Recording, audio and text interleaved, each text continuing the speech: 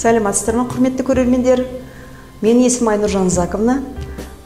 Бүгін жас намаз жобасына орай қазақтың ұлттық тағамы, яғни бауырсақты пісіріп үйренеміз. Ал енді алдымен жаңағы бауырсаққа қандай құрамы керек екенін айтып шығайын.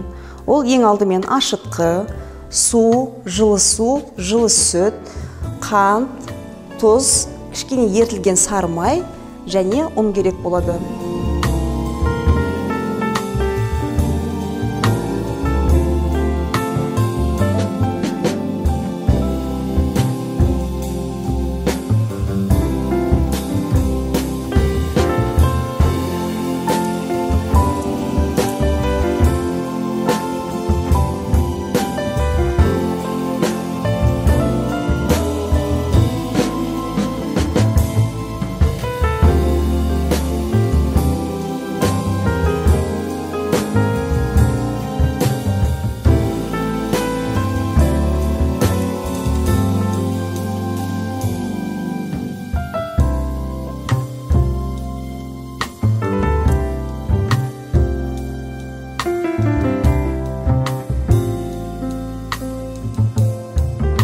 Ал енді сұйық ашытқыны дайындау үшін ең алдымен ыдысқа жаңағы ашытқыны саламыз, құрғақ ашытқыны.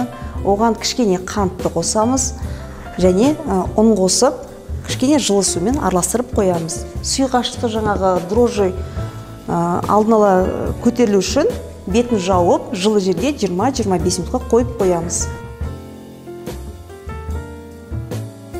Ал енді 20-25 минут өткеннен кейін жаңағы дайын болған сұйық қамырымызды аламыз да, сұйық ашытқымызды аламыз.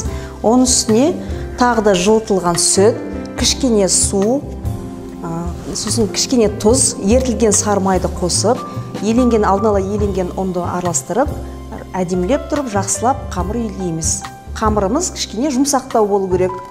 Дайын болған қамырды тағы да 30-40 минутқа жылы жерге қойып қоямыз.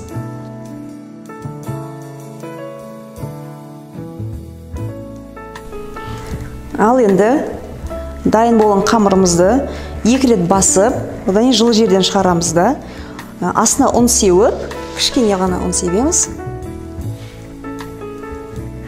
Сөйтіп, қамырымызды жаямыз. Қамырмен жұмыс істеген кезде кішкене жаңағы абайлап жұмыс істеу керек, қатты баспау керек. Мүмкіндігінше жайлап, асықпай жайған дұрыс болады. Астына аз ғана ұн сеуіп тұрамыз.